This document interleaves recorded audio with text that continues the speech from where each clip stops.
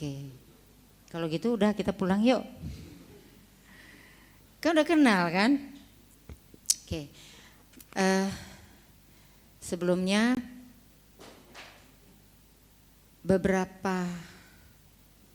seminggu atau 2 minggu yang lalu ya minta saya datang. Awalnya itu harusnya saya isi di tanggal 2 November ini ya, awal bulan.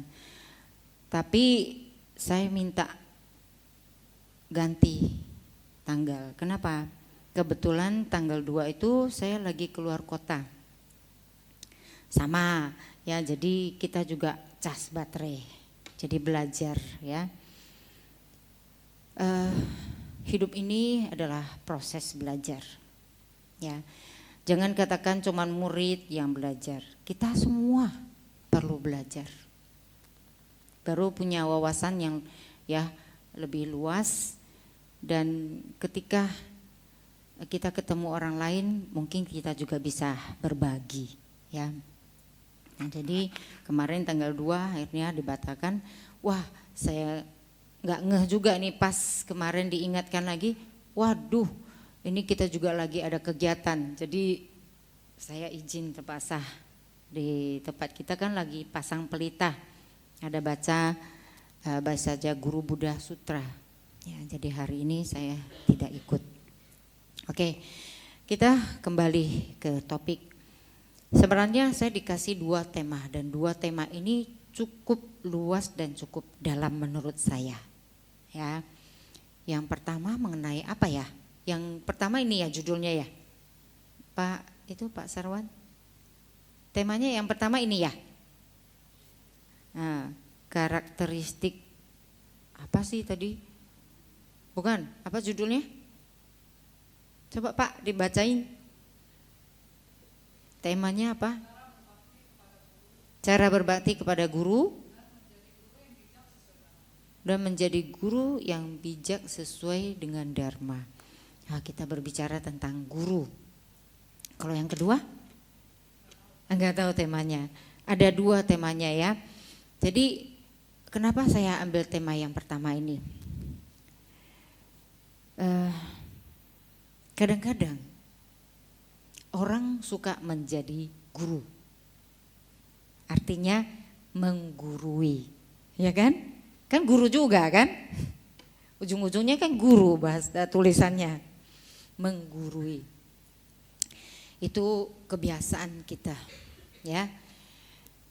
Seringkali mata kita melihat kesalahan orang lain, tapi belum tentu melihat kesalahan diri sendiri. Itu kebiasaan, ya. Nah, kemudian kenapa saya pilih tema ini? Alasan lain adalah kita memang bergerak di bidang pendidikan. Ya, kita ada sekolah di Pluitmas. Zaman dulu guru itu dengan zaman sekarang sangat berbeda. Termasuk dengan orang tua, ya.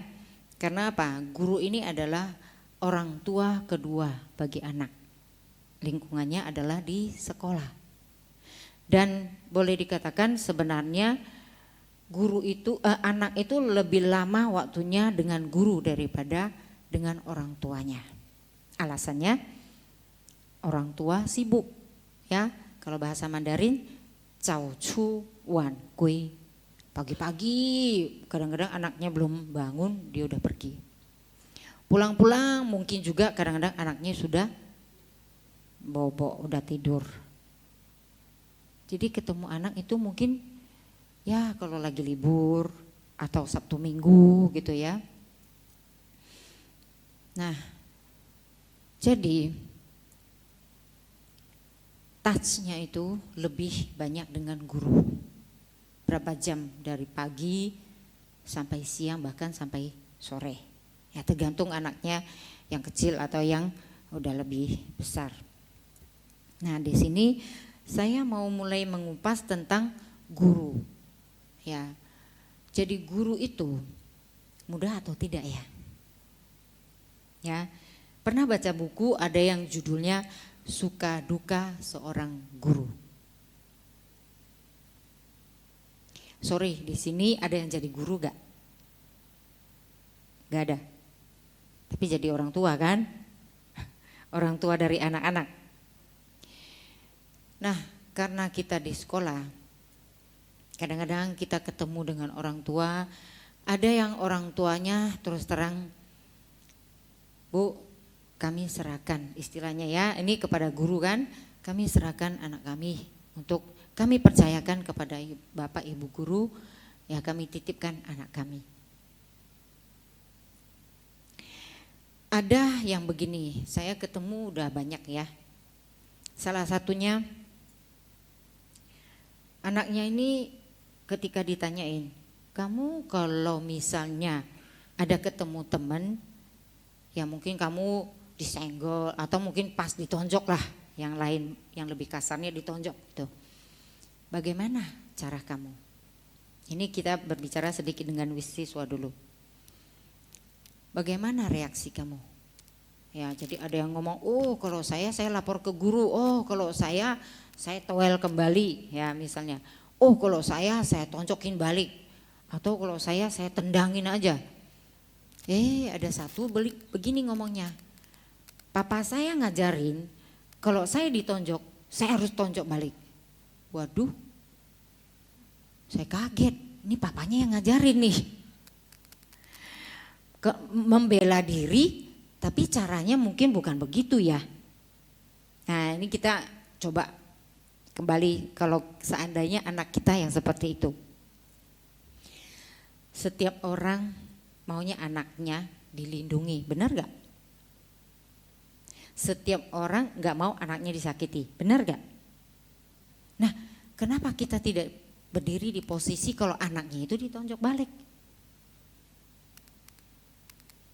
Besok lusa kalau anak kita ngajarin anak kita tonjok balik, kalau ketika dia lupa dia tonjok orang, ditonjok balik juga loh. Kita pikir gak? Nah berarti orang ini ketika dia ngajarin kepada anaknya, dia tidak pikir itu, menurut saya. Hukum karma berlaku.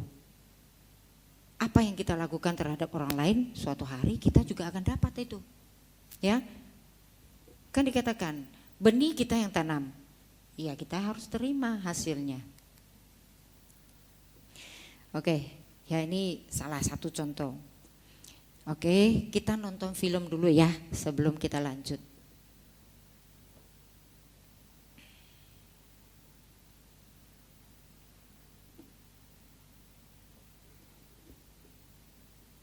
Ada yang bisa ini?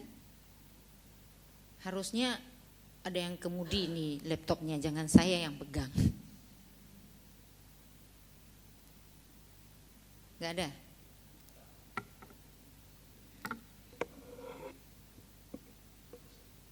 Karena bukan laptop saya juga bingung nih pegangnya.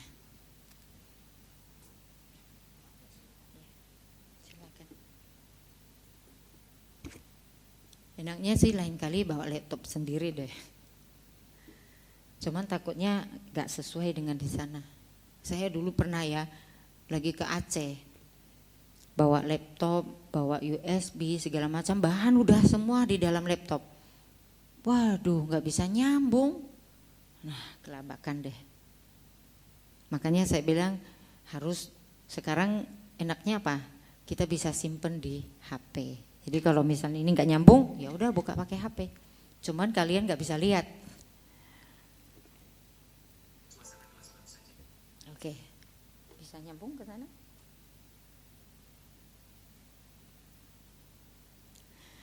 Sekarang zaman canggih ya. Saya pernah tanya ke anak-anak. Saya bilang, beda nggak makanan? Sekarang kan zaman sekarang banyak robot ya.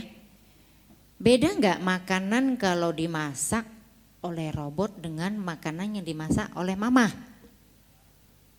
Hah? Beda. Kenapa beda? Kalau mama ada pakai bumbu cinta kasih, bumbu kasih sayang. Kalau robot nggak ada.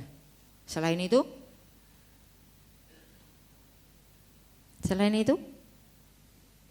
Apa? Kalau kita bumbunya apa? Pakai mantra. Nah, udah pasti enak dan tidak ada di luar. Makanya pada datang ke wihara, kok makanan wihara enak ya? Saya bilang kamu masak, coba baca mantra, kalau enggak nimfo. Wah, itu bumbunya enggak dapat di luar.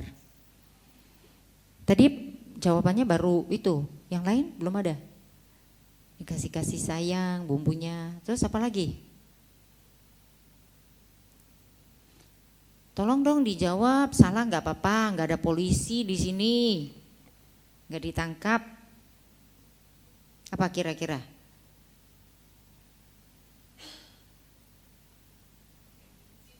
Hah, pakai micin.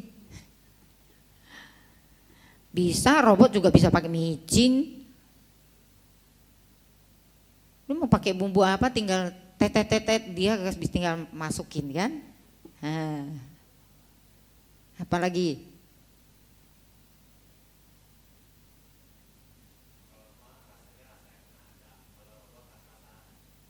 Apa? Ah. Oh, asal-asal aja. Oh, oke. Berarti apanya yang nggak ada? Itu jawabannya harusnya. Apa yang nggak ada? Hah? Hah? Tadi udah kan ada tanya mamanya pakai bumbu cinta kasih. Ya memang robot nggak ada, mana tahu dia siapa dengan siapa kan? Jadi apa yang nggak ada di robot?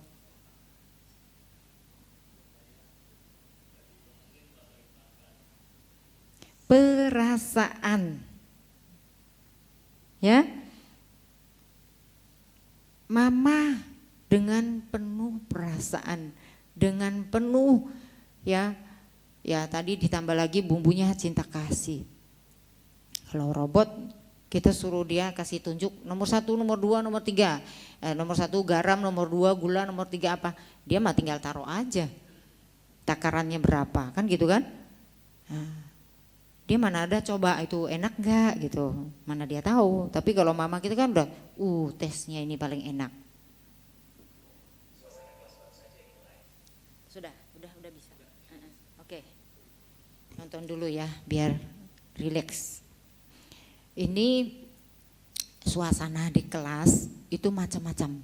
Ada yang nggak bisa diem, ada yang bisa teriak-teriak, ada yang cuek sama gurunya. Ini kita kasih contoh salah satu. Jadi ini juga merupakan suka duka seorang guru.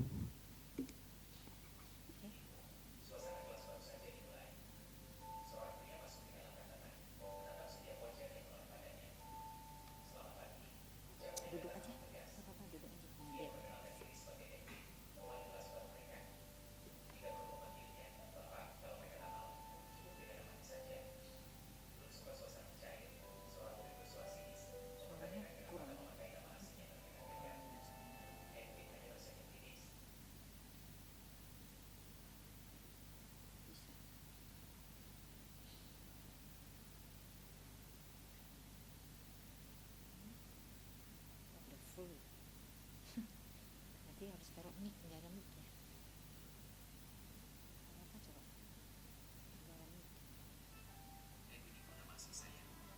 Nggak kedengeran ya di belakangnya. Tapi lihat tulisan. Menurut saya kalau ada mic boleh tuh pinjem mic-nya atau gimana? Suaranya kecil. Deketin di sini coba. Itu ada mic.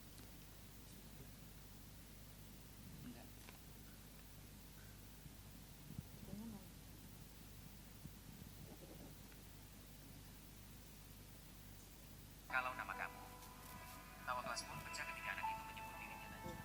Padahal jelas bukan. Kekacauan semakin jadi ketika murid-murid lain bersuka berbadan teman membuat ruangan itu menjijikkan dan tawa.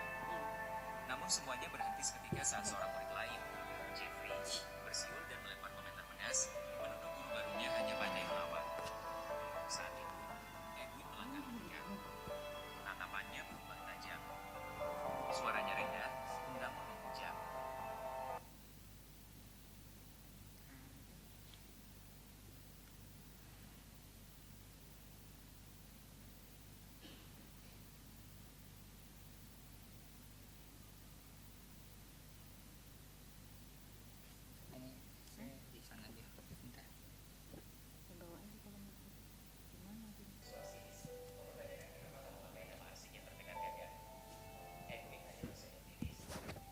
Edwin itu nama asli saya.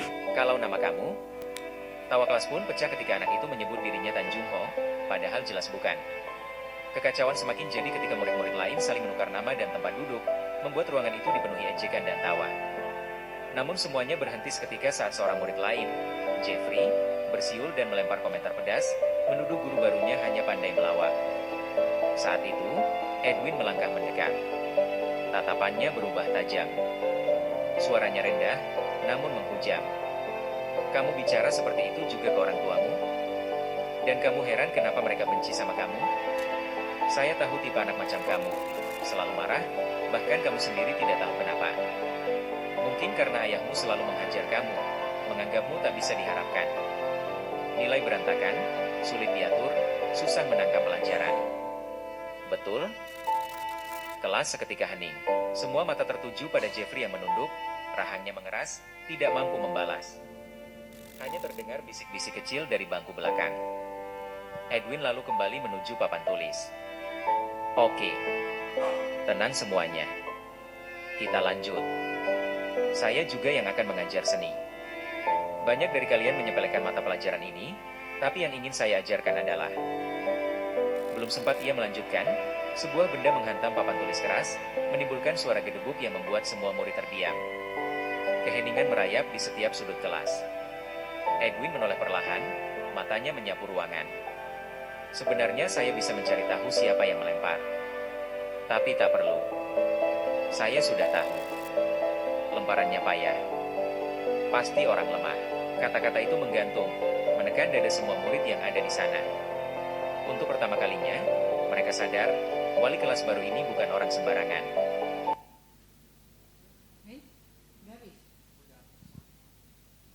Ini harusnya ada sambungannya kali ya. Episode kedua. Cuman di sini kita lihat ya. Bagaimana menjadi guru yang benar-benar ya bisa sampai yang dari anaknya itu amburadul menjadi anak yang baik. Itu tidak mudah. Saya ingat sekali dulu ya di sekolah kita, zaman-zaman dulu itu ada sekolah-sekolah yang terkenal, saya nggak ngomongin namanya deh biar lebih nggak terlalu yang nyinggung. Jadi menurut mereka sekolah-sekolah terkenal itu kalau keluar dari sana hebat ya.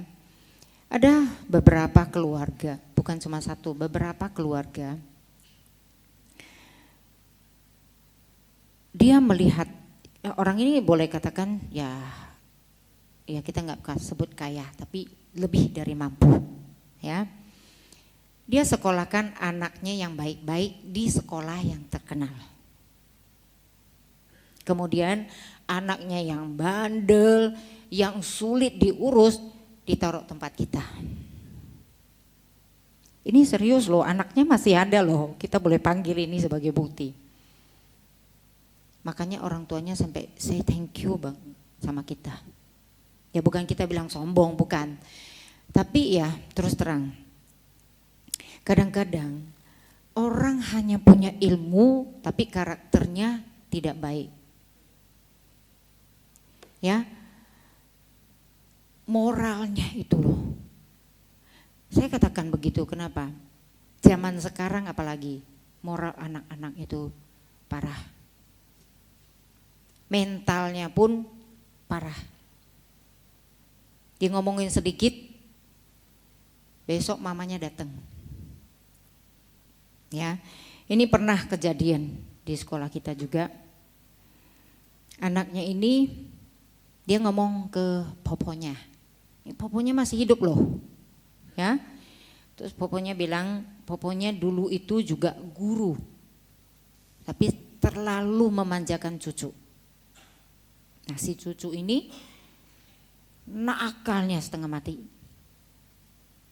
Terus dia bikin ulah, habis itu dia lapornya beda. Dia ngomong ke poponya, saya dibenturkan kepalanya ke dinding, ke papan tulis oleh guru. Oleh guru loh, berarti gurunya difitnah. Oke. Datang poponya besok marah-marah. Ya. Setelah marah-marah, oke. Masalahnya apa? Oh gini, oke baik, yuk kita ke kelas. Di dalam kelas ditanyain, anak-anak kemarin apakah Bapak ada membenturkan si siapa si namanya ini ke papan tulis? Tidak ada. Malu gak untuk poponya? Itu di depan anak-anak banyak. Malu gak? Jadi jangan marah-marah dulu sebelum tahu itu kebenarannya. Ini yang sering makanya saya katakan banyak orang yang menjadi guru, menggurui. Pernah kejadian lagi, ini banyak sekali. Antara anak dengan anak namanya bisa ya sekarang ngoceh-ngoceh, berantem, adu mulut, bahkan ya benar-benar berkelahi. Beberapa menit kemudian dia jadi baik lagi, kan begitu. Nah kayaknya sih ketika pulang atau apa dia berantem sama temennya. Sampai ke rumah dia ngomong ke mamanya, wah mamanya besok datang. Anak orang yang dimarahi. Jadi gimana ya? Tahu nggak tuh anaknya benar nggak gitu? Langsung marahin anak orang, lebih parah lagi gitu. Besoknya lagi datang lagi mamanya yang itu, ya nggak mau kalah juga. Akhirnya mama sama mama berantem. Kacau juga ini. Ini contoh kasih anak, bukan anak sama anak berantem, mama sama mamanya berantem. Lucu ya, kadang-kadang pikir-pikir. Makanya kenapa di sekolah ada parenting. Jadi workshop atau seminar khusus untuk orang tua. Tapi seringkali kadang-kadang yang udah diundang malah yang bermasalah nggak mau datang. Inilah bagaimana kita mau jadi baik. Nggak ada kerjasama. Ini boleh katakan mau disebut curhatan, mau disebut ya suka duka, ya begini.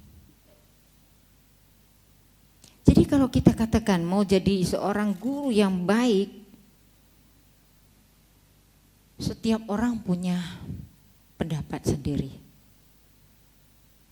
Bagaimana mau berbakti kepada guru atau berbakti kepada orang, setiap orang punya pendapat pribadi.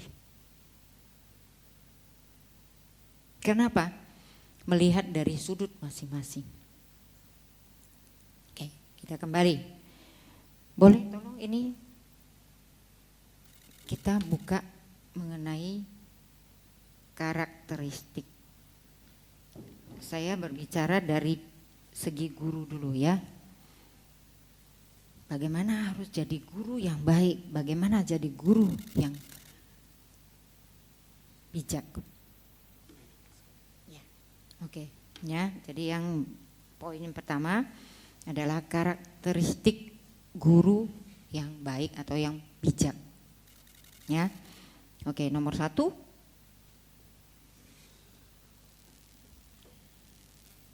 Mengembangkan potensi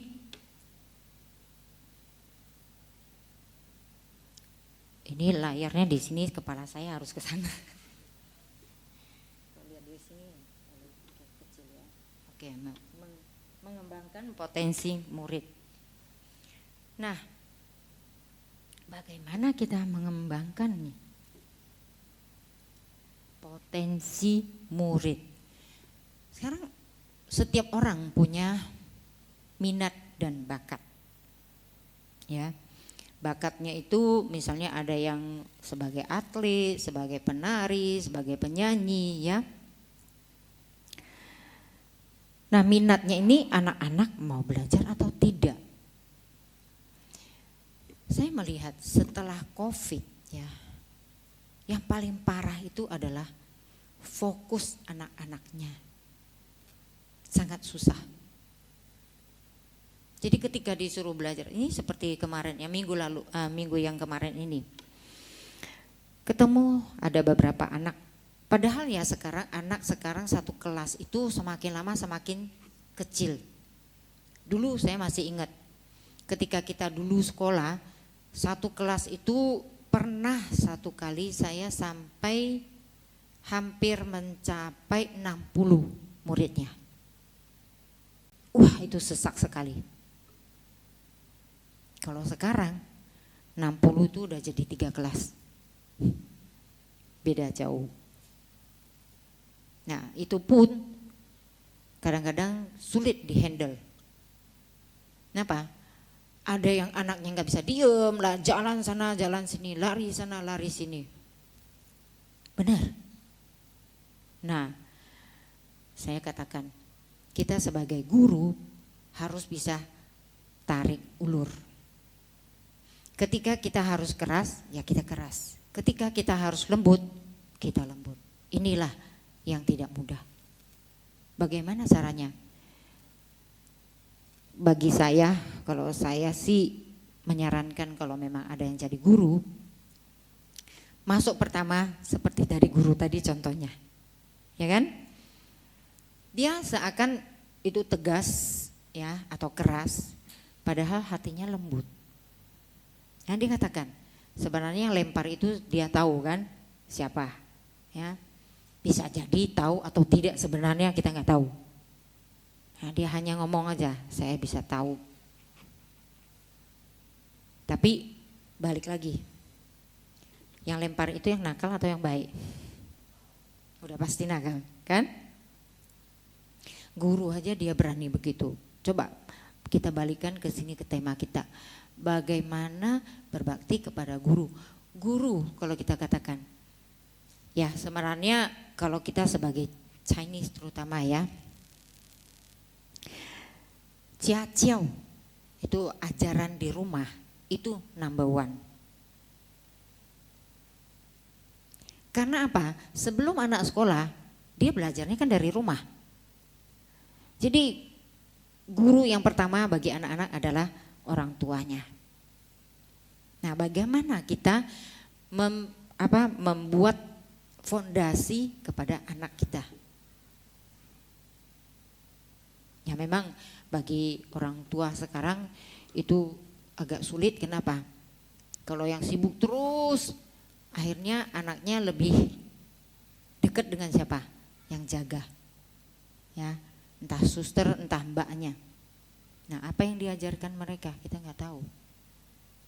Nah, sehingga ini yang jadi problem juga. Oke. Jadi bagaimana kita mengembangkan potensi murid? Sekarang gini, setiap orang punya potensi masing-masing. Ya. Bagaimana mengembangkan? Contoh. Anak ini dia sukanya ke arah mana? Nah, ini juga dari orang tua harusnya minta tolong itu bisa bekerja sama.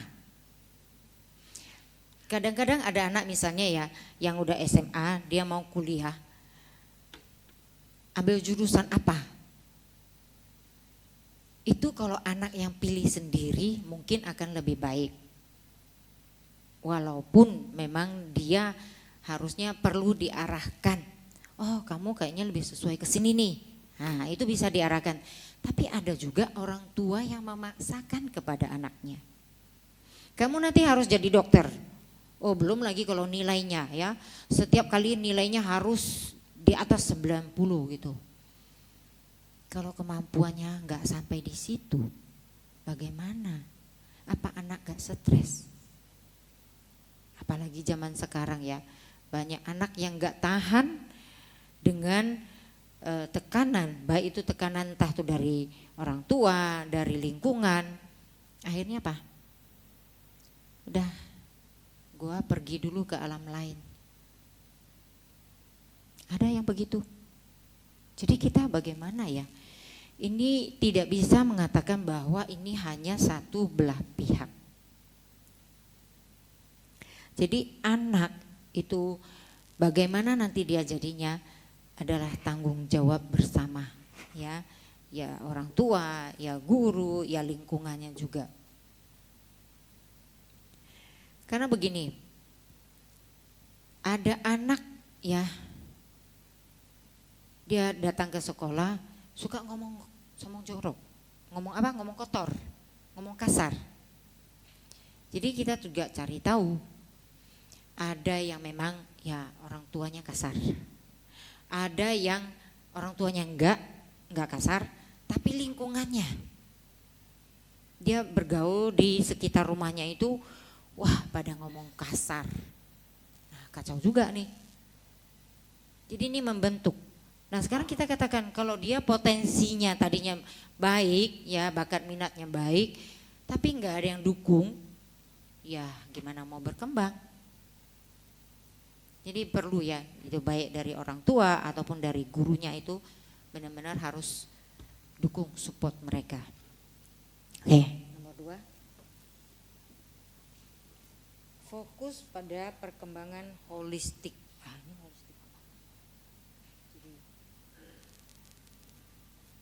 Ini anak-anak ya, kita perlu melihat bagaimana perkembangan mereka.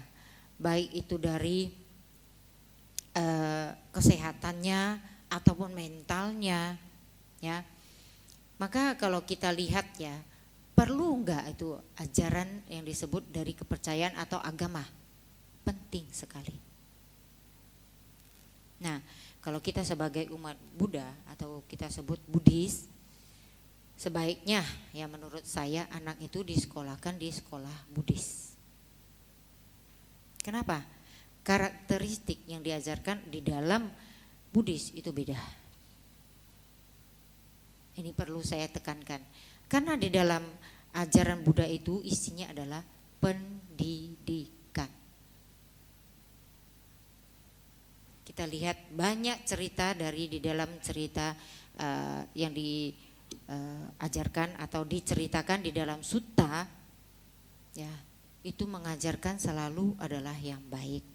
Tentu saya tidak mengatakan bahwa ajaran lain tidak baik, tidak. Ya, tetapi terutama di karakteristik itu beda sekali cara mengajarkannya. Ya. Nah, jadi perkembangan kalau kita lihat di anak-anak ya. Kalau nggak usah ngomong anak-anak deh, semua orang. Ya. Kalau kita misalnya ngantuk atau perut kita lapar, suruh kita duduk di sini untuk mendengarkan, apakah kita bisa? Tidak bisa kita fokus. Ya, itu dari jasmani. Terus dari pikirannya, waduh penuh dengan ya macam-macam. Ada yang ini belum selesai lah, ada yang apa? Seperti tadi misalnya hujan, kalau ini malam oke lah ya. Kalau siang hari hujan, misalnya datang ke sini bareng-bareng kita mau sharing bersama.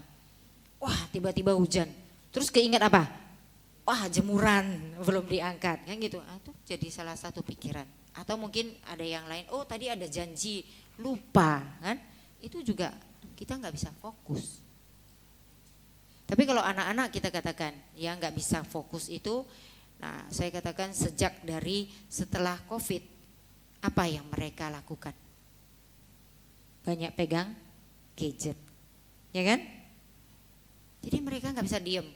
Belum lagi kalau penuh dengan mainan. Kalau di rumah dulu belajar online, wah tangannya kan pegang mainan kan.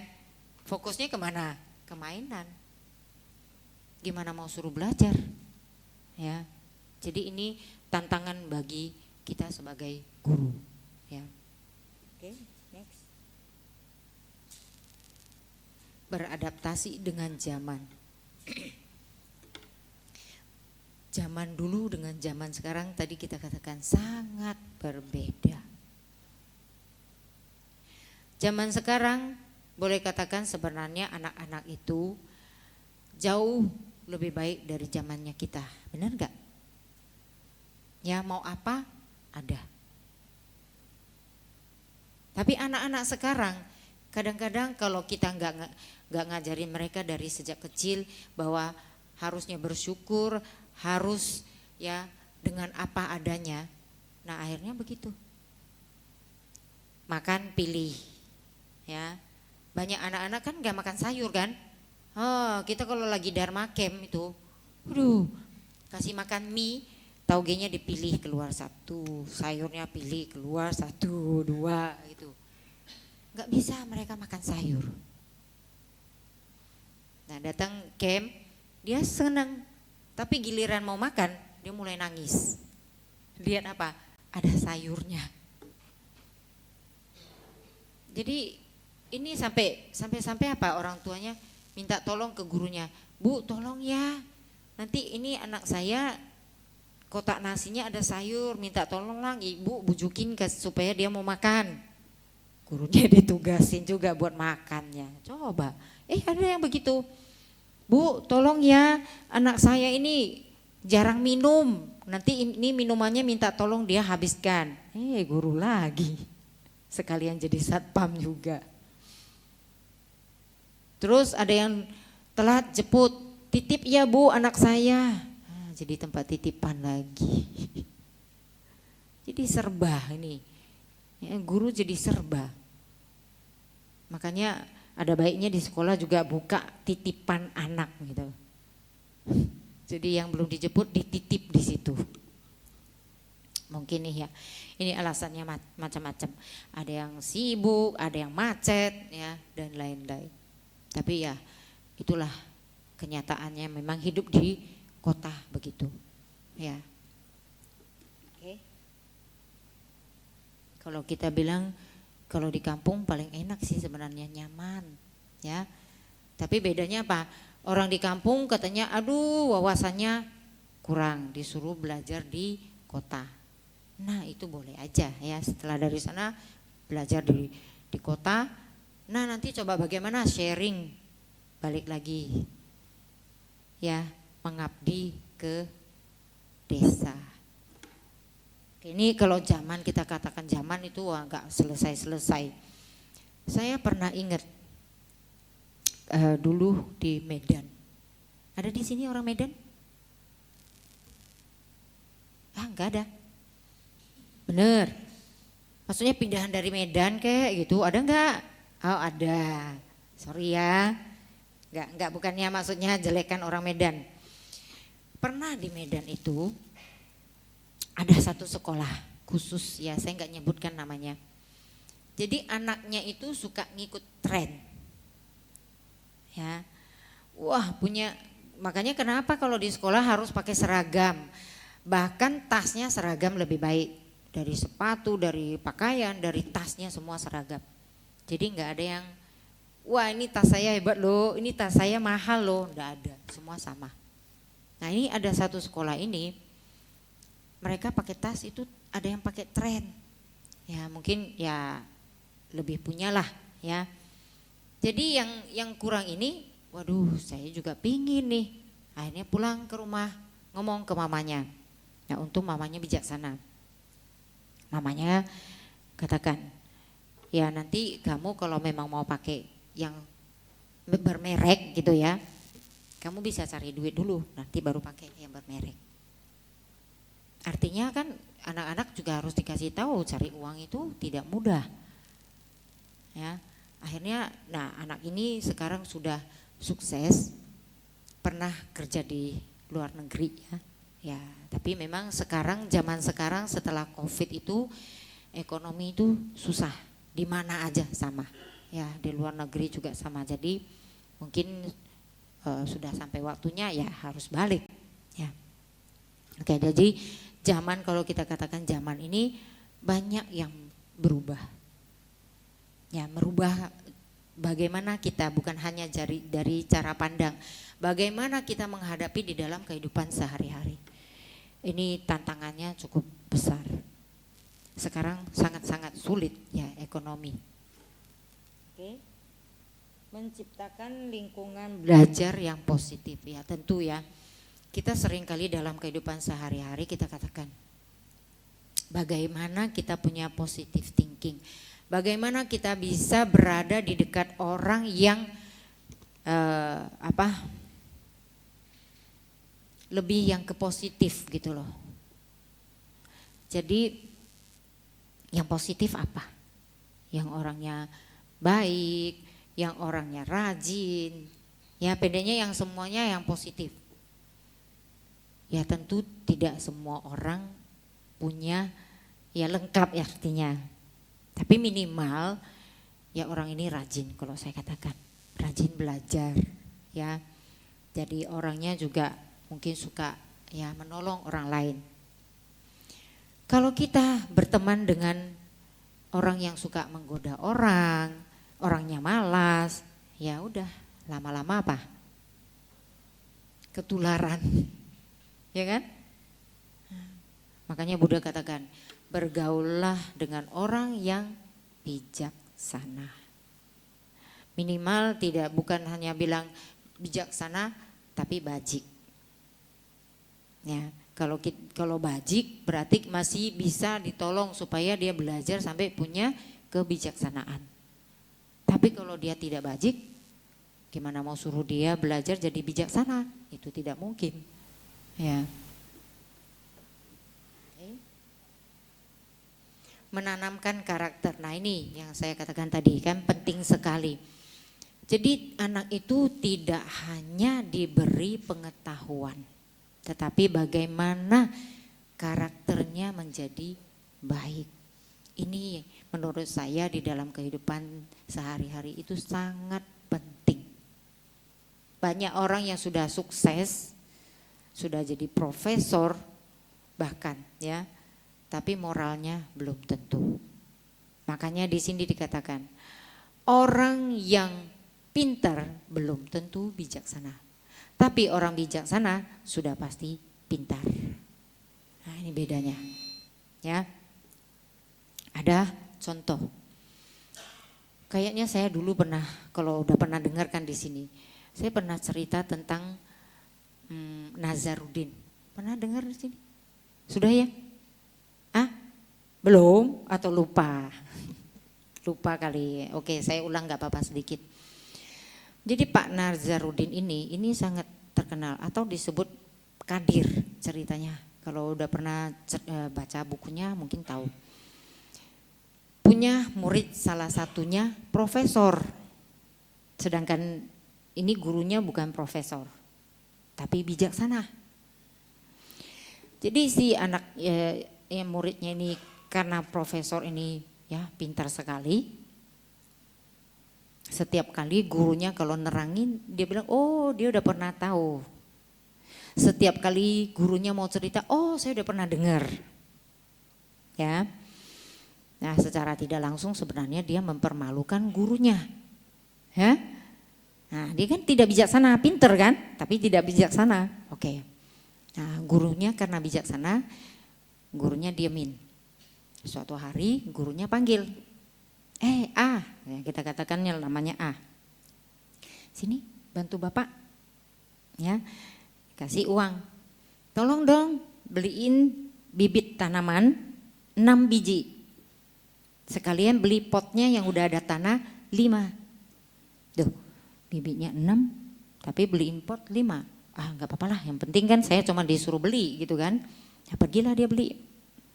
Udah beli, bawa pulang. Pak ini udah. Ini potnya, ini bibitnya. Oh kamu tolong dong sekalian tanamin ini bibitnya 5 biji. Kan 5 pot ya. Satu lagi, Pak gurunya taruh di atas kamus. Kamusnya dibuka begini. Bibitnya taruh. Kamu tolong ya nanti setiap kali kamu datang ke sekolah, siram ini 5 pot ini. Tapi yang satu, setiap kali muridnya datang kan belum mulai nih, bapaknya sengaja duduk di sini pakai senterin itu bibitnya.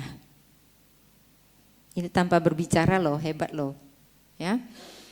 Nah setelah seminggu atau 10 hari, yang 5 pot itu apa yang terjadi? Tumbuh kan, jadi kecambah. Yang ini tumbuh gak? Tidak tumbuh. Nah karena dia pintar, dia langsung nangis dan minta maaf kepada gurunya. Terima kasih, ini pendidikan yang sangat berharga bagi saya. Merubah dirinya.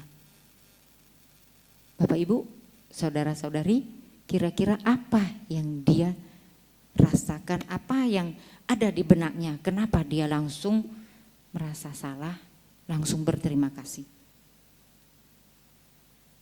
Apa yang dia dapat? Bapak Ibu coba. Pengetahuan apa yang dia dapat?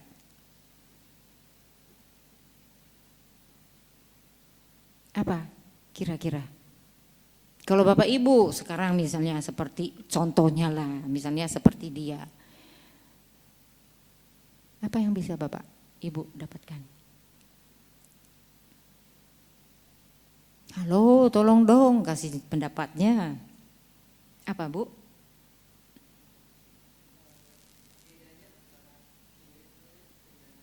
Guru.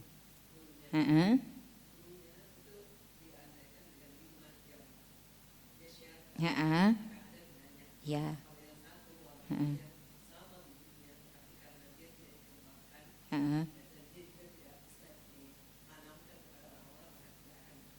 Oh, good. Ada lagi yang lain? Kita dengar dulu. Ada yang lain? Bagus, ini satu poin yang ya, wah. Oke, yang lain? Bapak? Menurut Bapak aja, nggak apa-apa.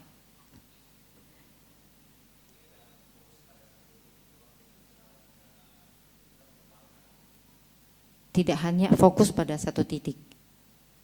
Fokusnya kepada yang 5 ya. Oke, yang lain? Bapak di sini? Enggak, belum. Yang lain? Coba yang sebelah sana. Silakan.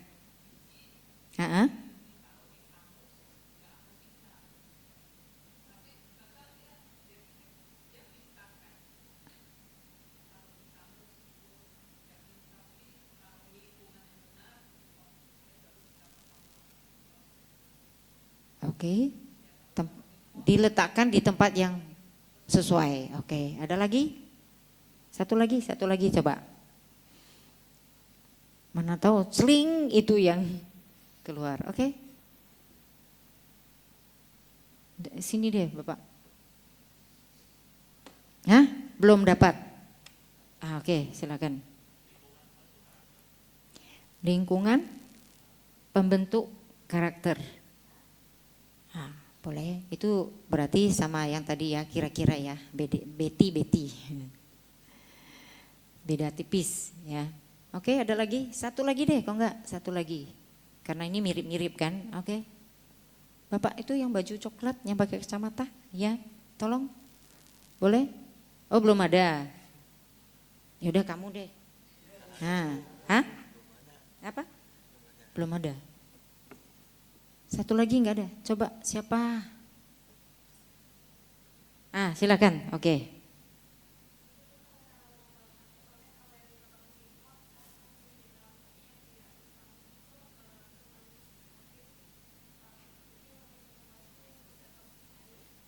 Ya, tapi itu udah bener, intinya dia ngomongin apa? Coba. Itu udah deket.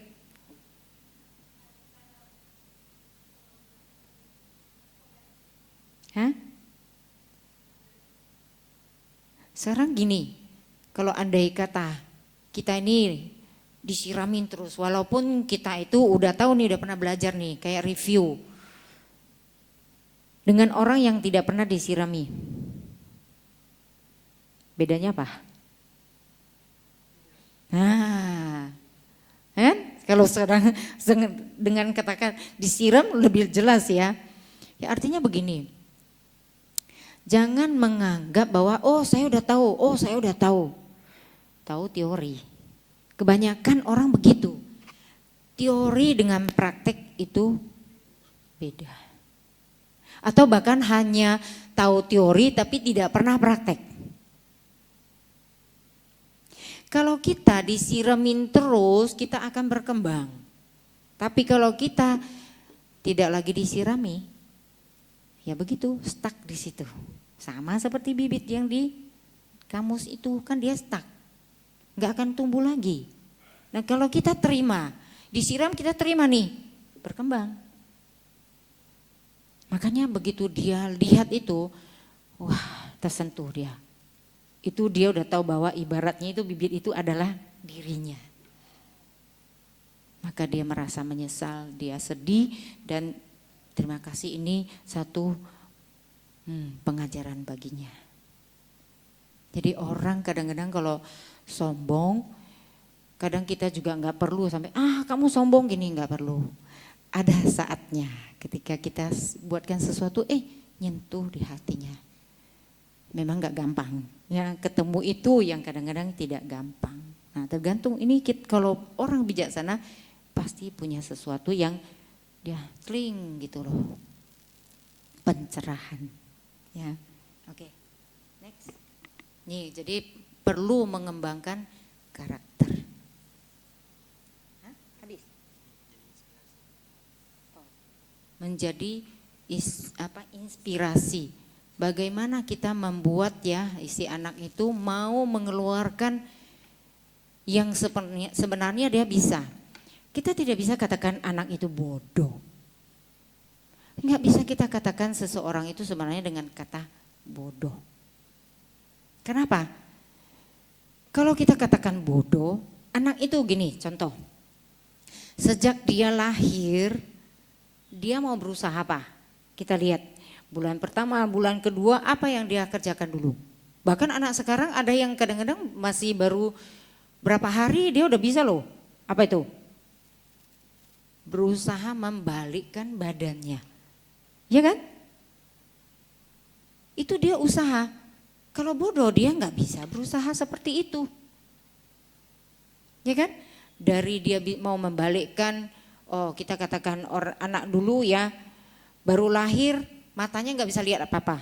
Anak sekarang baru lahir nonton TV, canggih, ya beda sekali. Ini zaman ini kita katakan lagi ke yang tadi beda zaman.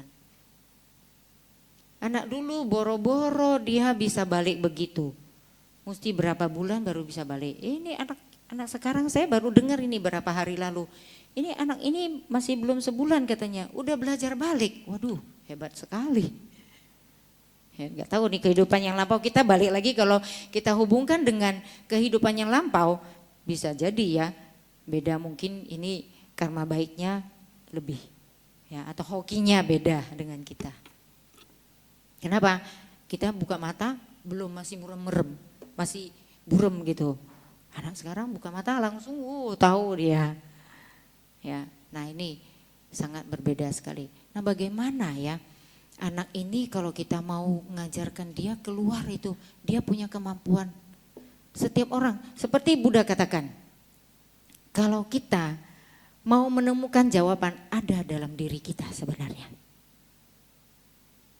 Kalau kita sakit misalnya, obatnya sebenarnya ada juga di sini. Karena sakit mulainya dari mana? Makanya Buddha katakan, segala sesuatu itu bermula dari pikiran. Pikiran adalah pelopor, pikiran adalah pemimpin. Apa yang mau kita lakukan, apa yang mau kita katakan, keluarnya dari sini mulainya. Oh susunannya begini. Kerangkanya udah langsung ada. Ya itulah hebatnya pikiran. Ya. Kalau nggak percaya, begitu pejamkan mata, coba lihat kemana kita.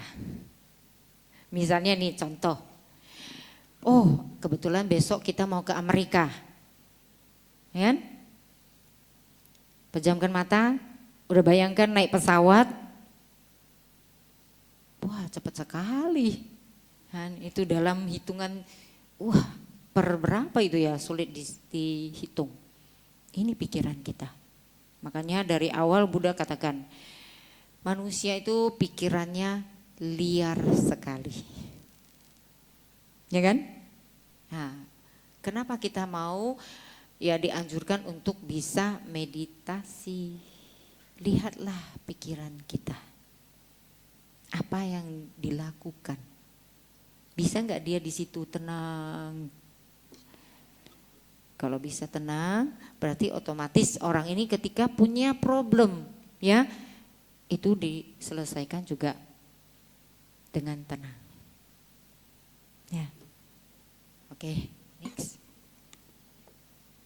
Oh, ini adalah lagu. Lagu ini tidak asing dan menurut saya setiap orang bisa nyanyi. Ya, boleh tolong dibaca nggak teksnya? Terpujilah wahai engkau ibu bapak guru. Ngomong-ngomong, Hari Guru udah deket ya. Nah ini kebetulan nih. Jadi pas saya juga pilih ini berdekatan dengan Hari Guru. Katanya apa? Namamu akan selalu hidup dalam sanubariku. Ini sedikit dulu sampai di sini. Saya jadi ingat ada murid-murid kita ya yang masih merasakan bahwa ini loh dulu rumah saya. Ya, musiau kalau kita bahasa Mandarinnya. Dia bisa ingat, bisa datang ke sekolah. Sering kali ada murid kita yang misalnya sekolahnya di Taiwan, ada yang sekolahnya di Australia, ada yang sekolah ya di mana-mana jauh ya gitu, balik dia datangi loh, berkunjung ke sekolah, ketemu dengan gurunya. Kita terharu. Dia masih bisa ingat dengan kita. Nah ini nggak semua tentunya, ada yang udah lupa. Dia datang, Suhu, saya ingat kamu, ya memang anak kita. Angkatan tahun berapa ya? Namanya udah lupa, tapi wajahnya saya masih bisa ingat ya. Nah terus apa? Bisa nggak benar-benar itu berarti dilukiskan namanya di dalam sanubari. Ya, wah saya terima kasih kepada guru ini. Dulu saya masih ingat apa-apa gitu, bla bla bla. Dia masih ingat. Begitu juga dengan kita sebagai guru ya. Ketemu siapa kita masih panggil dia, kok Suhu masih ingat nama saya? Iyalah, kenapa enggak ingat? Nah guru itu mengingat muridnya itu karena apa? Banyak hal. Satu, badung, pinter, yang rajin, yang anaknya lembut, itu pasti yang punya khas sendiri ya. Jadi mungkin bagi muridnya juga begitu. Oh ini gurunya dulu galak, ini gurunya dulu ini baik apa. Ya dia ingat begitu. Tapi ada satu pepatah di dalam bahasa Mandarin. Yan si cu gao tu. Tahu bahasa Mandarinnya? Guru yang disiplin hasilnya anaknya kelihatan. Itu yang muncul. Tapi kalau orang sekarang, anaknya dimarahin aja besok datang orang tuanya. Jangan bilang dipukulin atau apa, dimarahin besok datang.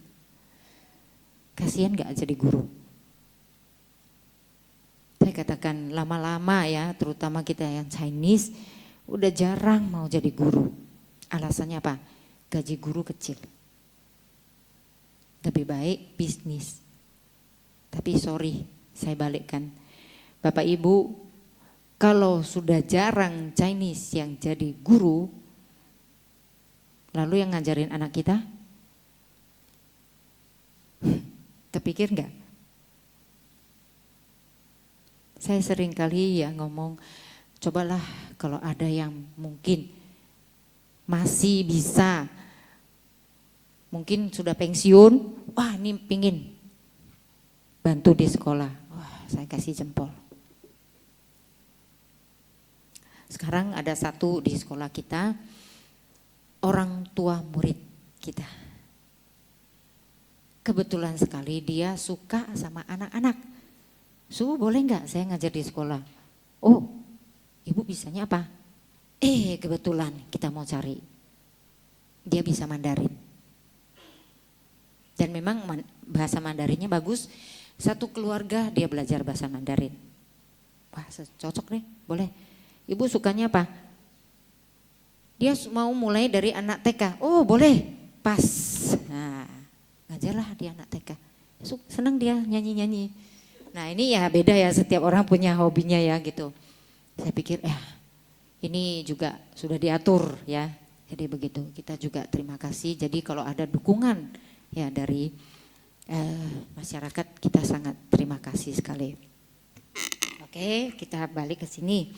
Terus sebagai prasasti, ya jadi diukir di dalam hati sebagai prasasti. Oh diukir di dalam hati, berapa banyak yang disimpan ya? Terima kasihku untuk pengabdianmu. Nah ini, ngomong-ngomong kalau ngomong terima kasih. Buddha katakan, orang yang tahu terima kasih dan tahu balas budi itu tidak banyak. Kita lihat anak-anak.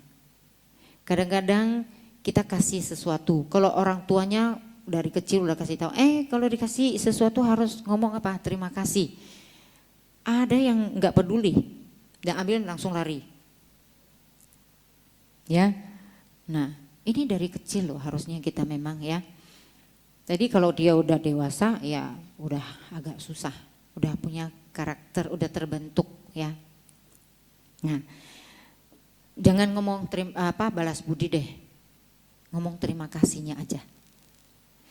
Ada yang anak kita ya, murid-murid kita, kalau dia pergi-pergi, dia pulang dia bisa inget loh bawa oleh-oleh. Tentu bukan maksudnya kita mau suruh kasih oleh-oleh, bukan ya. Karena kita juga menghimbau kepada guru-guru untuk tidak menerima hadiah dari orang tua. Kenapa? Supaya jangan nanti hadiah ini merupakan, ini loh saya kasih hadiah nanti anak saya dikasih nilainya bagus ya, tolong dijagain ya. Ada yang begitu. Ini sorry saya kenapa ngomong begitu, dulu pernah kejadian. Jadi gurunya ini setiap kali, terutama udah mau ujian, orang tuanya ini datang kasih hadiah. Ujung-ujungnya apa? Supaya anaknya bisa nilainya bagus, naik kelas. Tapi kalau tujuan gini kan, ya beda ya. Berarti kan kita tidak mendidik anak kita loh secara tidak langsung. Pastikan anak itu belajar dengan sungguh-sungguh dapat hasil yang bagus. Ya. Oke, kembali. Bagaimana pengabdian seorang guru ya. Terus kemudian terpujilah wahai ibu, bapak guru, namamu akan selalu hidup dalam sanubariku. Ini mengingat ya. Semoga baktimu ya kuukir dalam hati sebagai prasasti. Tadi itu dikatakan untuk pengabdianmu, engkau bagaikan pelita dalam kegelapan. Nah ini, kalau kita katakan ya orang gelap, ya kita pakai senter, pakai lilin, pakai lampu kan begitu. Tapi kalau orang yang tidak punya pengetahuan, pengetahuan itu adalah ya bagaikan sinar di dalam hidupnya. Dan dikatakan pengetahuan itu adalah harta yang tidak bisa diambil oleh orang lain. Jadi saya katakan kepada anak-anak, kamu kalau datang sekolah apalagi di zaman sekarang, apa yang kamu cari? Kalau kamu katakan cari pengetahuan atau cari ilmu, wah sekarang apalagi zaman sekarang buka YouTube, buka Google, udah bisa dapat apa yang kita mau. Benar gak? Apalagi sekarang AI. Waduh, terjemahin aja dia udah bagus ya. Mandarin, please copy paste, tolong terjemahin dalam bahasa Indonesia, cling keluar. Jadi itu yang kita cari, bukan. Harusnya bukan itu, kan karena udah ada, ya. Terus saya tanya, apakah kamu carinya ijazah? Bukan juga. Kenapa? Sekarang kalau dari pemerintah, oh kamu udah mau dapat ijazah, ya udah ujian aja deh, ya kan? Paket A, paket B, paket C kan bisa kan? Nah, kedua, oke, bukan itu yang dicari. Apalagi? Jadi datang ke sekolah ngapain? Bapak Ibu, kalau Bapak Ibu datang ke sekolah ngapain? Nah, satu bergaul, pasti. Makanya orang sekarang kalau semuanya duduk di depan laptop tanpa lagi bergaul dengan orang lain, apa yang terjadi ya? Tapi kan hidup kita tidak mungkin sendiri, ya harus ada yang lain, apapun itu. Oke, satu bergaul, kedua, kayaknya lebih banyak bersuara dari ibu nih, yang lain tidak ada.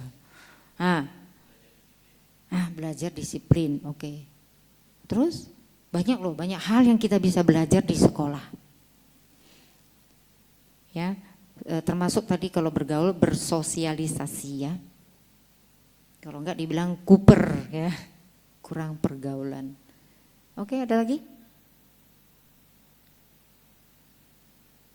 Apa yang kita cari dari guru? Tadi ilmu kan saya katakan bisa cari di Google loh Bu, di YouTube loh. Benar, pengalaman gurunya. Setiap orang punya pengalaman yang berbeda. Nah itu yang kita belajar. Karena kita kan kalau dalam bahasa Mandarin ada apa mengatakan 我吃的盐比你吃的米更多. Tahu itu? Nah, artinya kan kita ini udah berapa lama, kamu baru kan? Jadi pengalaman kita udah banyak. Manis pahitnya sudah kita rasakan. Nah, jadi itulah yang kita harus gali ya. Oh, guru ini udah belajarnya apa? Contoh, ketika kita belajar, misalnya lah bikin satu minuman. Kan di sekolah juga bisa diajarin skill kan, bikin minuman, bikin makanan itu kan di wirausaha. Supaya punya skill nanti keluar dari sekolah, kalau kamu nggak lanjutkan lagi, kamu udah bisa punya skill, bisa jualan gitu kan. Oke, bikin minuman. Sekarang lagi tren misalnya kombucha, ya kan? Nah, kombucha ini banyak yang bikin, bisa jadi rasanya beda. Kenapa? Tesnya kita dengan tes orang lain itu beda. Ya, tangan kita juga beda. Contoh, kita bilang masak. 5 orang di sini kita suruh masak, demo nih. Beda loh rasanya, bahannya sama. Kenapa bisa begitu? Kembali lagi seperti yang tadi kita katakan, itu mau dipakai perasaan, mau pakai apa. Ya jadi ini, jadi guru dengan sepenuh hati sebenarnya kalau mengajar kepada anak. Itu baru guru yang sesungguhnya. Tentu ada ya di antara, karena kita lihat jari kita, ada enggak semua sama panjang enggak ada. Jadi setiap orang punya kelebihan, punya kekurangan. Ya tentu saya tidak bilang saya melindungi begitu, bukan, tapi memang kenyataan begitu. Ada yang gurunya benar-benar pengorbanannya sampai wah udah nggak bisa dikatakan deh. Tapi ada yang guru tenggo. Tring, wah udah selesai ya, ayo anak-anak beri salam, udah sesuai. Memang kenyataan begitu. Ada yang apalagi jam terbang. Kalau tank di sini dia nggak jalan, nggak keburu ke tempat lain, bisa jadi. Tapi ada yang, aduh cepat deh selesai. Nah, kembali ke hati kita masing-masing sih sebenarnya. Ya, jadi sebagai seorang guru harus tahu apa yang seharusnya kita bisa berikan kepada anak kita. Bagaimana kita memupuk anak ini supaya menjadi orang yang berguna, tidak hanya untuk dirinya sendiri, tapi bisa untuk orang banyak. Nah, kalau punya jiwa itu baru benar. Karena apa? Anak-anak ini merupakan generasi penerus. Jadi tolong Bapak Ibu sebagai orang tua, dukunglah guru. Ya, supaya benar-benar menjadi guru yang baik. Sehingga anak-anak kita sebagai generasi penerus ini menjadi anak yang benar-benar anak yang baik dan berguna.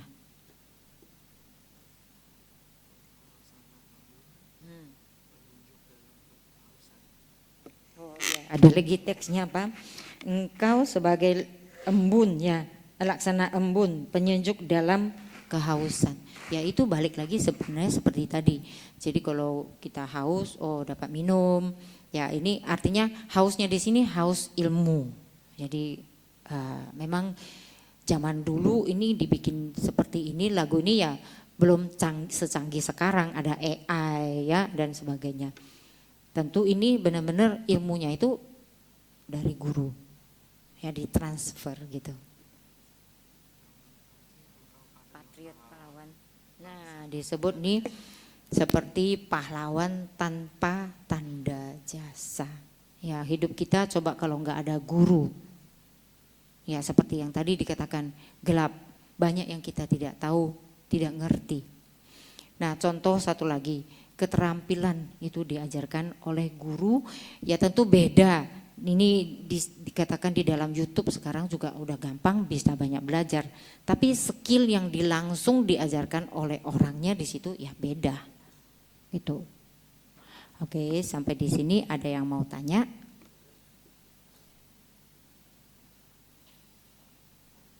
Sebelum kita nanti berbicara tentang murid.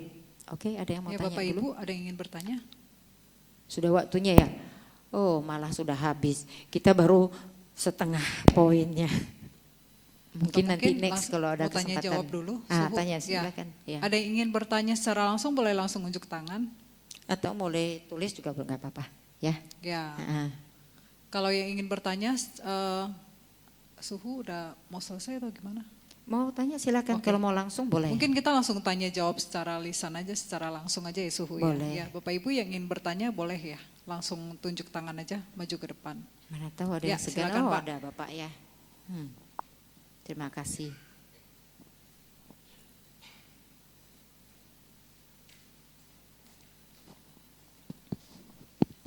Malam Suhu. Ya, malam. Salam Namo Buddhaya Suhu. Namo Buddhaya. Nah, saya lagi mau sedikit sharing juga lah tentang sekarang Suhu kan lagi cerita tentang guru sama murid.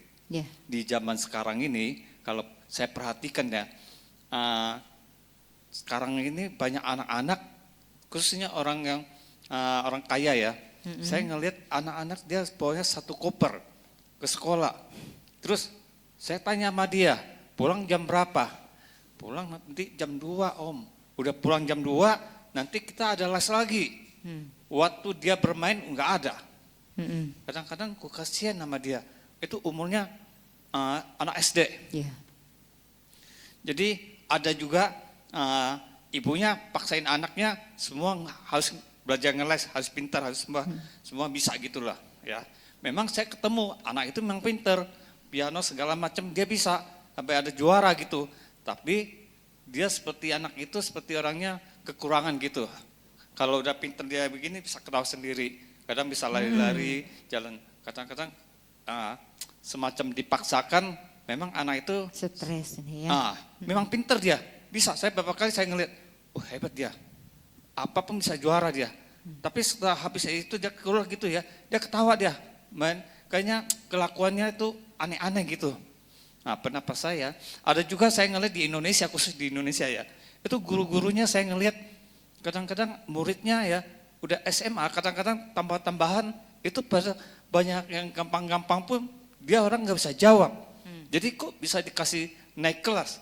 Apakah mungkin dia satu sekolahan khususnya muridnya mesti harus naik kelas gitu? Saya juga kurang tahu deh. Soalnya beberapa kali orang ngelihat wawancara ke sama muridnya, kok jawaban gampang gini nggak bisa, tapi kok bisa sampai sekolah SMA gitu loh, tambah-tambahan yang ringan-ringan gitu. Nah dari situlah kayaknya sih ada di Indonesia punya guru sama yang di luar ada banyak beda. Ya makasih Su. Terima kasih. Ini dua pertanyaan. Saya jawab pertanyaan kedua dulu. Anak sekarang jauh berbeda dengan anak yang dulu. Terus terang, apalagi kita nggak usah jauh-jauh. Sebelum COVID dan sesudah COVID. Parah. Anak yang saya masih ingat sekali saya pertama sekali ngajar itu tahun 2002. Ya.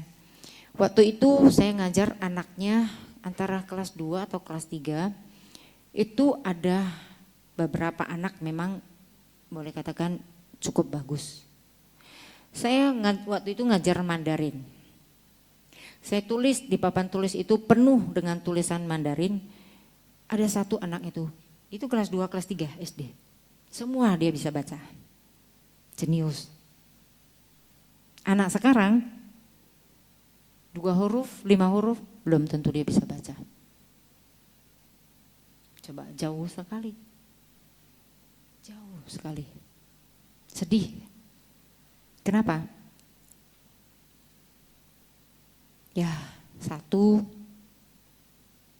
apalagi sejak dari COVID, mereka gadget, nah inilah yang parah, terutama di Indonesia. Ya, di luar negeri, dulu saya masih ingat ya, dulu ada beberapa anak yang tinggal di wihara di tempat kita. Jadi anak ini kita hanya bolehkan dia pegang HP, itu adalah di weekend, jadi Jumat, Sabtu, Minggu. Hari lain tidak boleh pegang HP. Jadi kita tidak mau biasakan dia. Di antara satu, mamanya kasih dia 2 HP. Jadi 1 HP dititipkan, 1 HP dia bisa pakai. Nah ini gimana kerjasama orang tuanya dengan kita? Jadi anakmu rusak, anakmu gak jadi baik, siapa yang rusakin? Tanggung jawab siapa? Ya kan? Jadi ini kalau kita lihat, katakan anak sekarang, aduh kenapa susah begini? Memang sulit fokus, itu yang pertama. Kalau dia nggak fokus, mau suruh belajar, gimana mau bisa masuk? Jadi banyak yang di tempat ya, kita mulai mengajarkan anak-anak, coba bagaimana kita bisa kasih mereka meditasi. Nggak usah lama-lama, 5 menit, 10 menit, buat dia tenang dulu, buat dia bisa fokus. Kalau itu tiap hari dilatih, ya mungkin bisa lebih membantu lah daripada tidak. Nah tentu kalau orang tuanya nggak kerjasama, yang penting anaknya nggak ribut, nggak nakal, kasih aja HP. Ya apa boleh buat. Anak sekarang kan gitu kan, yang kecil-kecil yang belum sekolah, asal dia nggak rewel, nggak nangis, kasih aja HP. Salah di mana? Salah di sekolah. Karena dia dari kecil belum ke sekolah udah dikasih HP. Oh lebih canggih dia daripada emaknya. Benar kan? Sekarang kan anak-anak pintar loh pegang HP, karena malah kita nggak tahu kan ada aplikasinya nggak bisa. Tolong dong. Dia sebentar aja udah keluar. Lebih hebat dia. Kenapa? Kita mana ada fokus ke sana. Jadi Pak, itu mungkin satu kurang fokus jawabannya ya. Jadi kenapa anak sekarang itu parah begitu? Sebenarnya menurut saya tidak hanya di Indonesia. Rata-rata begitu. Ya. Ya, jadi yang pertanyaan pertama yang tadi katanya apa pertama tuh tadi? Bilang anaknya itu adalah,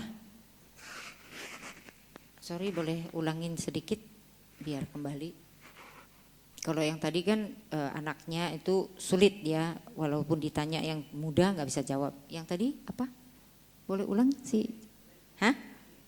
Aneh, oh aneh. Anaknya pinter, terus bisa segala macam ya, kalau lomba menang segala macam. Nah, tapi kadang-kadang bisa ketawa sendiri. Ini bisa jadi ketawa ini dia menghibur diri sendiri. Ketika dia ingat ya, dia ada mainan atau apa, dia ingat dia ketawa sendiri. Atau ada yang dia saking stres. Ini hati-hati. Makanya ada anak halusinasi akhirnya apa? Loncat dari lantai berapa kan? Itu kan kejadiannya begitu. Ada yang pakai bom lagi kan? Karena dia udah saking nggak tahu apa, nggak ada yang bimbing juga sih menurut saya. Nah, banyak kan orang tua yang memaksakan ke anaknya, memaksakan kehendak. Oh anak saya kalau begini, wah mamanya kan beda kan. Oh ini loh anak saya nih, tuh lihat pinter bisa jadi juara gini-gini, bangga. Yang setengah mati siapa? Anaknya. Apa enggak stres anaknya? Suruh les ini, habis les piano, les apalagi les mate, les berenang, les apa segala macam, dilesin. Bahkan anak yang nggak suka pun dipaksain sampai suka. Padahal sebenarnya ya yang seharusnya adalah, oh dia suka organ, udah kasih belajar organ. Makanya kalau di luar itu ada yang kita lihat, bacakan di berita, ada yang anak belasan tahun udah kuliah. Itu memang kemampuan dan memang dia ke sana. Nanti kita tinggal dukung aja ini. Oh kamu mau ke sana? Iya, mama dukung kamu. Ini anaknya kata orang gini, nggak punya kepala besar tapi disuruh pakai topi yang besar. Ngerti ya? Dia nggak punya kemampuan tapi disabet sampai dia bisa. Gimana?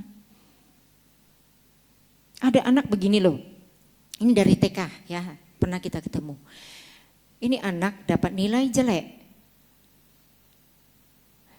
Dia rubah nilainya.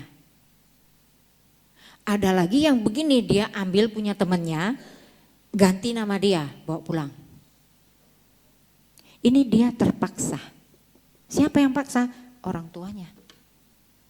Kenapa? Orang tua mau anaknya dapat nilai bagus. Dia takut, dia nggak berani bawa pulang yang nilainya jelek. Ini dia pikir, berarti dia belajar udah yang nggak benar. Bapak Ibu, apa kita mau anak kita seperti itu? Apa kita mau lebih baik dia jujur? Nah itu tergantung masing-masing.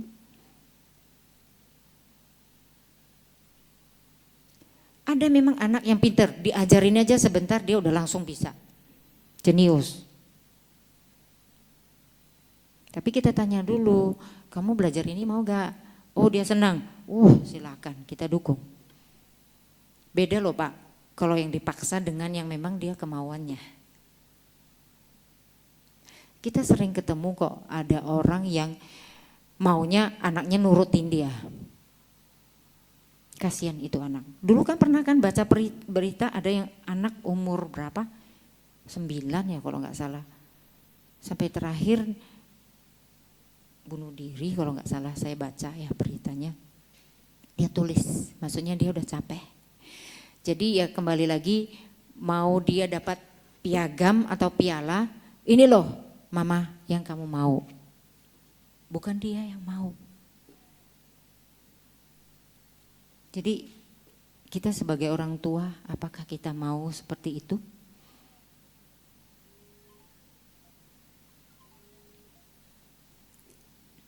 Kan? Itu pilihan masing-masing. Jadi kembali jawaban sebenarnya ya tergantung kita bagaimana kita bina anak kita. Oke, ada pertanyaan lain?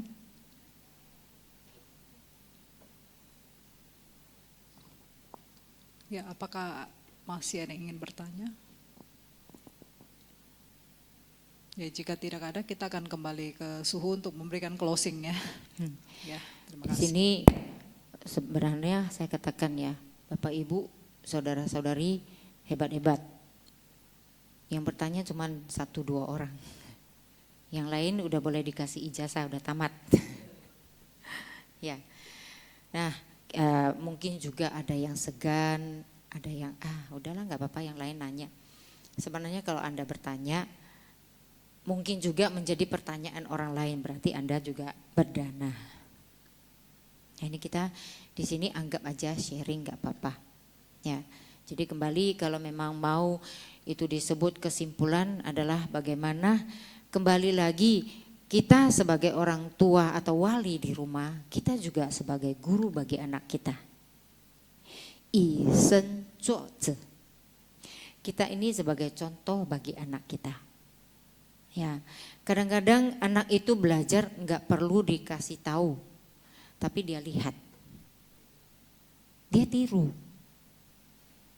Ya, saya masih ingat ada seorang anak. Papa mamanya ini pencuri. Ya. Jadi anak ini dibawa ketika dia mencuri. Kemudian suatu ketika dikejar oleh polisi. Dia lagi belum sempat ambil anaknya, kan harus lari, kalau kan ditangkap kan. Nah anaknya ketinggalan, anaknya masih kecil. Jadi si anak ini melihat orang tuanya, apa yang dilakukan oleh orang tuanya. Ada ketakutan, ya kenapa? Yaitu kalau misalnya seperti itu lari-lari, dia kan tahu berarti ini ada bahaya gitu kan si anak kan. Nah ketika orang tuanya lari, anaknya ini dibawa sama polisi ke panti asuhan.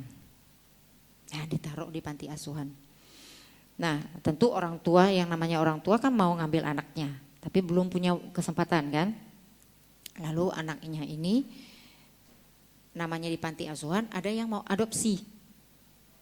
Nah orang ini pas dia nggak punya anak, dia mau ambil. Tapi anak ini kayaknya rasanya takut. Nah kebetulan orang ini, ya si calon mama inilah, ya mama yang adopsi ini. Dia itu pernah belajar psikologi anak. Nah, jadi dia bawa pulang, dia tahu anak ini takutnya apa, dia hindari. Nah, tapi dia ngajarin. Rupanya anak ini tidak bisa makan, itu kalau nggak salah anak bule ya. Nah, jadi dia nggak bisa makan dengan pisau dan garpu ya. Lalu diajarin. Ya biasanya makannya kasar karena orang tuanya memang kasar, makannya maunya comot aja gitu. Tapi pelan-pelan diajarin, akhirnya dia bisa. Terus dia bisa merasakan bahwa orang tuanya yang sekarang ini soft dan sayang. Akhirnya dia pelan-pelan bisa deket. Nah udah deh ceritanya ke orang tuanya. Orang tuanya ini cari, suatu hari dia udah tahu, oh anaknya ada di mana. Nah orang tua yang ini, yang adopsi ini boleh katakan kaya. Dia punya villa. Jadi hari itu dia bawa anaknya ke villa. Nah si papa kandung, mama kandungnya, orang tua kandungnya ini tahu ya dia itu mau ke villa itu. Akhirnya pergilah dia. Nah ketika sampai di situ si papanya diikat. Papa yang adopsi itu diikat sama papa kandungnya. Terus mamanya ini dikejar-kejar kan, lari-lari gitu. Akhirnya si papanya yang udah ikat ya, habis itu kejar anaknya. Anaknya nggak mau loh sama papa kandungnya. Kenapa? Dia merasa hidupnya tertekan, stres, penuh ketakutan. Jadi akhirnya lari-lari sampai suatu tempat dia udah nggak bisa lari. Si anak nggak tahu gimana pegang pisau. Dia langsung nunjukin ke papanya. Ini juga pendidikan. Berarti anaknya ini terpaksa melakukan ketika dia udah nggak bisa apa-apa. Apa yang dia katakan? Ini yang papa ajarkan. Sedih, merasa begitu. Dia nggak mau lagi sama orang tuanya. Dia lebih merasa bahwa orang tuanya sekarang inilah yang lebih baik bagi dirinya. Itu masih kecil dia udah tahu loh. Jadi itu nggak perlu dikasih tahu kamu harus begini, kamu nggak boleh begini. Tapi dia lihat. Itu lebih gampang bagi dirinya untuk belajar. Jadi kita hati-hati ya melakukan sesuatu di depan anak atau berbicara sesuatu di depan anak. Itu akan ditiru. Oke. Sudah?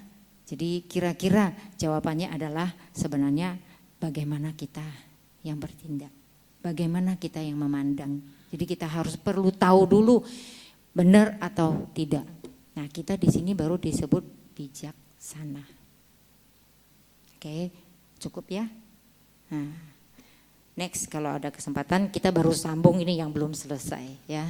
Oke, selamat malam. Terima kasih semuanya. Namo Buddhaya. Baik, demikianlah Dhamma Desana dan tanya jawab kita pada malam hari ini. Kami, keluarga besar Wihara Dharma Suka dan umat yang hadir mengucapkan terima kasih kepada Suhu untuk waktunya dalam pembabaran Dhamma untuk malam hari ini. Bapak Ibu dipersilakan untuk kebangkit berdiri, Yang Mulia Suhu akan meninggalkan ruangan Dhammasala. Boleh kita sebentar, enggak berdiri boleh, bersikap anjali, memejamkan mata. Kita menyatakan bersyukur dan terima kasih kepada Buddha, Dharma, dan Sangha. Terima kasih kepada orang tua kita, guru-guru kita, dan semua orang yang telah mendukung kita untuk datang ke wihara ataupun melakukan perbuatan baik yang lainnya. Mari kita bersama-sama melimpahkan jasa kebajikan yang kita lakukan dalam sehari ini kepada sanak keluarga yang telah meninggal. Semoga mereka terlahir di alam bahagia. Kita salurkan jasanya kepada sanak keluarga yang sedang sakit. Semoga mereka menemukan pengobatan yang cocok dan lekas sembuh dari penyakitnya. Tak lupa kita juga limpahkan jasa kepada diri kita sendiri yang sudah mau hadir untuk belajar bersama. Semoga kita dijauhkan dari mara bahaya dan penyakit dan selalu dalam lindungan Sang Triratna. Semoga bodhicitta dan kebijaksanaan kita terus berkembang. Semoga semuanya hidup berbahagia. Sadu, sadu, sadu. Terima kasih.